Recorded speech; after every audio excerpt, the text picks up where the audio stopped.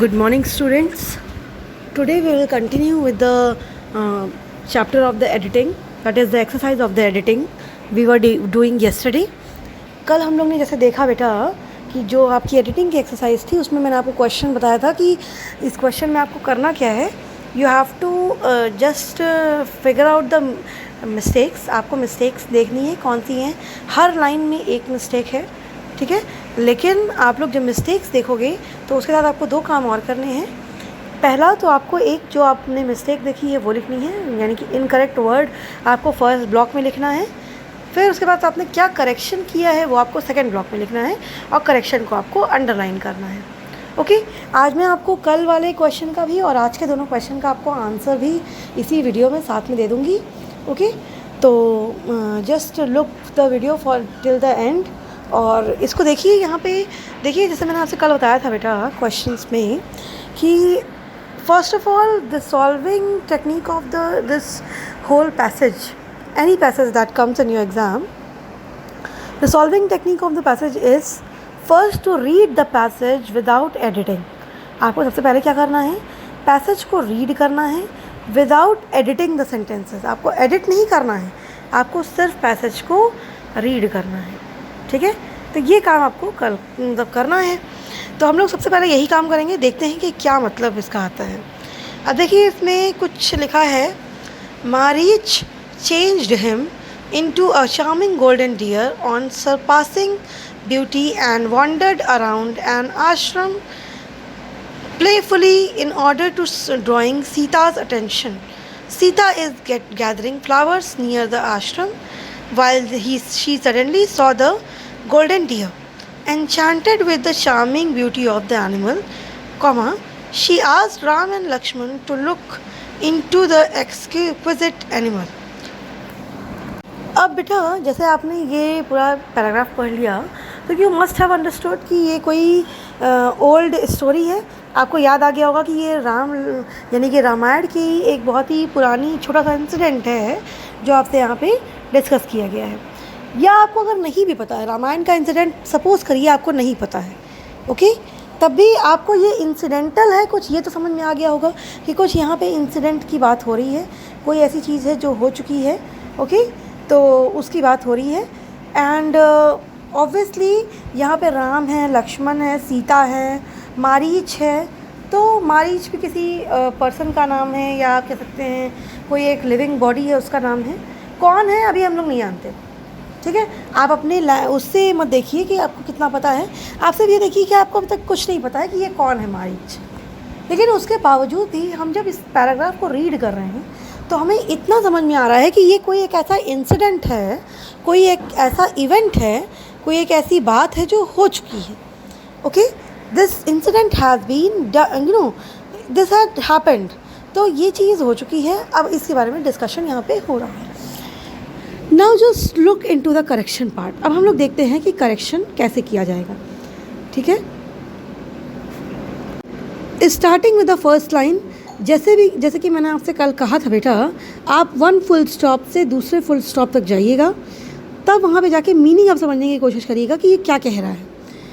तो इस बार हमारा जो पैराग्राफ है बेटा, इसमें first full stop, second full stop आपका फर्स्ट टू फोर्थ लाइन्स में आ रहा है. देखिए, Maricha changed him into a charming golden deer on surpassing beauty and wandered around ashram playfully in order to drawing Sita's attention.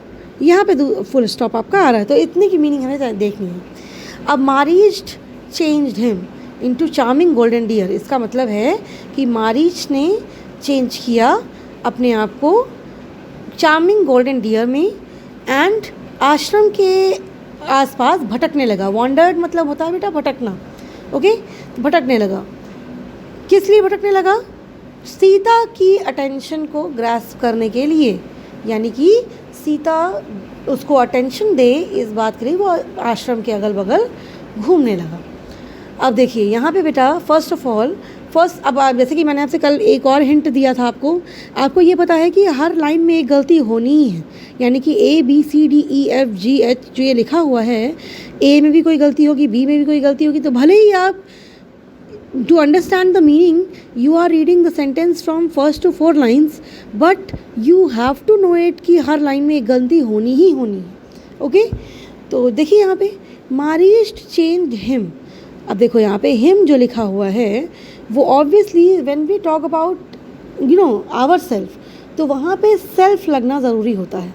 It's about the you know like for example he is talking about him self. अब मैं बोलूँ I changed my self because of certain conditions, तो अब मैं ऐसे तो ये sentence तो बिल्कुल ही रॉन्ग होगा. आई चेंज्ड मी. ओके, बिकॉज जब मैं दोनों ही वर्ड्स से खुद को ही डिफाइन कर रही हूँ बेटा, तो in the second word I had to put some force. मुझे कुछ ऐसा फोर्सेबल वर्ड लगाना पड़ेगा जिससे ये पता चले कि मैं अपने बारे में बात कर रही हूँ. एंड यू नो इट कि जब भी हम सेल्फ के बारे में यानी फर्स्ट पर्सन के बारे में बात करते हैं तो we give most important to that person. जैसे कि हम अपने बारे में अगर बात करें तो सब लोग अपने आप को बहुत इंपॉर्टेंस देते हैं. तो सिमिलरली ओवर हियर हम जब अपने ही बारे में बात कर रहे हैं, कोई अपने ही यू नो सेंटेंस में दोनों वर्ड्स सेम पर्सन को सिग्निफाई कर रहे हैं, तो हमें सेकेंड वर्ड पे ज़्यादा फोर्सेबल वर्ड का यूज़ करना होगा. तो यहाँ पे होगा बेटा Maricha changed himself into a charming golden deer with surpassing beauty. अब ऑन सरपासिंग ब्यूटी नहीं, सरपासिंग ब्यूटी के साथ, यानी कि उसने अपने आप को गोल्डन डियर में कन्वर्ट तो किया, साथ साथ में ब्यूटीफुल भी बना लिया अपने आप को. एक गोल्डन डियर चार्मिंग भी हो सकता है, एक गोल्डन डियर ब्यूटीफुल भी हो सकता है, and it can be both also. Charming means होता है बेटा attractive. Attraction is not reference of beauty. बात समझ में आई आपको? मतलब ये कि ज़रूरी नहीं कि जो चीज़ अट्रैक्टिव हो वो ब्यूटीफुल हो ही, लेकिन मारिश ने क्या किया था, अपने आप को एक चार्मिंग गोल्डन डियर में कन्वर्ट कर लिया with surpassing beauty. Okay, and wandered around and आश्रम. अब देखो वॉन्डर्ड क्या मतलब होता है यहाँ पे बेटा? वॉन्डर्ड मतलब होता है इधर उधर भटकना, यानी कि वो आश्रम के अराउंड इधर उधर भटक रहा था. यहाँ पे जो आश्रम की बात की गई है बेटा, दैट इज़ दैट पर्टिकुलर आश्रम इन विच सीता वॉज देयर. सीता उस पर्टिकुलर आश्रम में थी. तो जब भी हम किसी पर्टिकुलर चीज़ को डिफाइन करते हैं तो हम किस आर्टिकल का यूज़ करते हैं? Obviously we use the. ठीक है, हम द का यूज़ करते हैं वहाँ पे. तो इसलिए यहाँ पे हो जाएगा सब ऑन यू नो. इसको स्टार्टिंग सब रीड कर रहे हैं. Maricha changed himself into a charming golden deer with surpassing beauty and wandered around the ashram. The ashram क्यों? क्योंकि it is that particular ashram in which Sita is there. Okay, and wandered around the ashram playfully in order to drawing Sita's attention. Now यहाँ पे continuous tense तो बिल्कुल भी नहीं होगा यहाँ पे. अब जैसे कि ये है drawing, तो यहाँ पे बेटा करेक्ट होगा draw. अब इन ऑर्डर टू ड्रॉ, जब भी हम टू के साथ वर्ब लगाते हैं तो टू के साथ जब इन्फिनेटिव लगता है, यानी कि जो टू प्लस वर्ब होता है वो हमेशा फर्स्ट फॉर्म ऑफ वर्ब होता है. तो इसलिए ड्राइंग नहीं होगा यहाँ पे. तो यहाँ पे क्या होगा? Playfully in order to draw Sita's attention. Okay, now moving to the second line बेटा, the next line that is हमने ABCD का कर लिया है, EFGH करना है. अब देखिए again from full stop to next full stop we have to read. देखिए Sita is gathering flower near the ashram while she suddenly saw the golden deer. Okay, अब यहाँ पे अब सीता इज़ गैदरिंग फ्लावर्स, क्या ये अभी का वो है? मैंने आपसे पहले ही बताया बेटा ये इवेंट हो चुका है, तो दिस इज़ पास्ट टेंस. ठीक है, तो यहाँ पे आपको तुरंत समझ में आ जाएगा क्योंकि हमें ऊपर जितनी भी चीज़ें दी हुई हैं वो इवेंट कम्प्लीटली हो चुका है. तो इसलिए हम लोग यहाँ पे बेटा हम लोग यूज़ करेंगे पास्ट टेंस. तो Sita was gathering flowers near the ashram while she suddenly saw the golden deer. अब देखिए यहाँ पे बेटा इसका मतलब क्या है, पहले तो हम लोग मतलब समझने की कोशिश करेंगे. सीता फ्लावर गैदर कर रही थी, यानी कि फ्लावर कलेक्ट कर रही थी जब उसने गोल्डन डियर को देखा. ओके, एंड दैट मीन्स कि यहाँ पे मतलब है इसका कि when she was like she saw the golden deer she was gathering the flowers.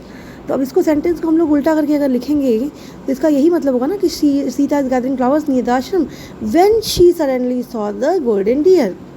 यहाँ पे वाइल नहीं होगा बेटा। वाइल तो वहाँ पे यूज़ होता है जहाँ पे कोई कंपैरिजन हो, जैसे कि फॉर एग्जांपल कोई कंपैरिजन हो या टाइम के रेफरेंस में कोई कंपैरिजन हो, या बताया जा रहा हो कि कोई दो चीज़ों में डिफरेंस बताया जाना हो, this was like this while this was like this, तो इस टाइप का डिफरेंस बताने के लिए हम लोग वाइल का यूज़ करते हैं।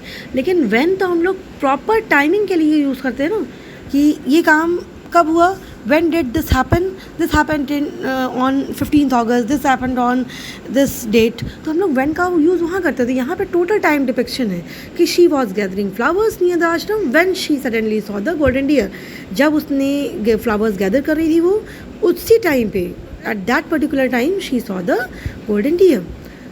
अब देखिए यहाँ पे बेटा, तो हमने ये कर लिया है। उसके बाद देखते हैं, enchanted with the charming beauty of the animal, she asked Ram and Lakshman to look into the exquisite animal।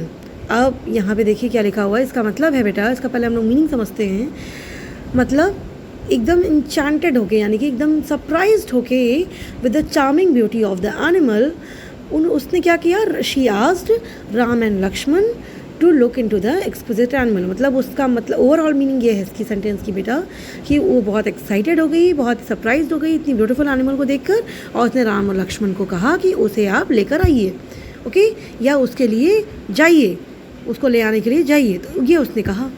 अब देखिए यहाँ पे बेटा, with this sentence we get to know कि she was surprised with the beauty of the animal, she was surprised by the beauty of the animal. अब यहाँ पे हम लोग किसी की ब्यूटी से सरप्राइज होते हैं, ब्यूटी के साथ सरप्राइज नहीं होते हैं, या किसी के टैलेंट से सरप्राइज होते हैं, okay.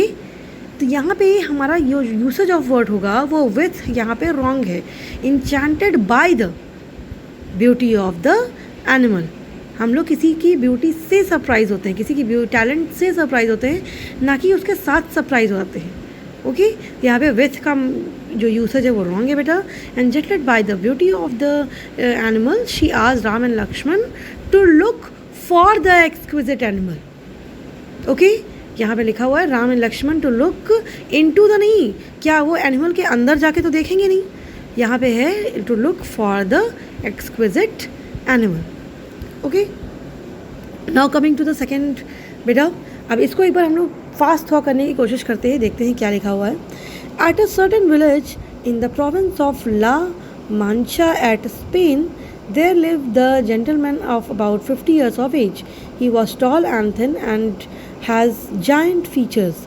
At one time he is rich, but now he was poor. Why he had sold all his lands at buy books. He loved reading and spending all his time between his beloved books. अब देखो यहाँ पे बोला गया है कि कोई एक विलेज है, कोई ला मांचा प्रोविंस है स्पेन में, वहाँ पे एक विलेज है, वहाँ पे एक जेंटलमैन रहता है, 50 इयर्स की एज है, टॉल है, थिन है, जायंट फीचर्स हैं, कभी रिच हुआ करता था लेकिन अब वो पुअर है। उसने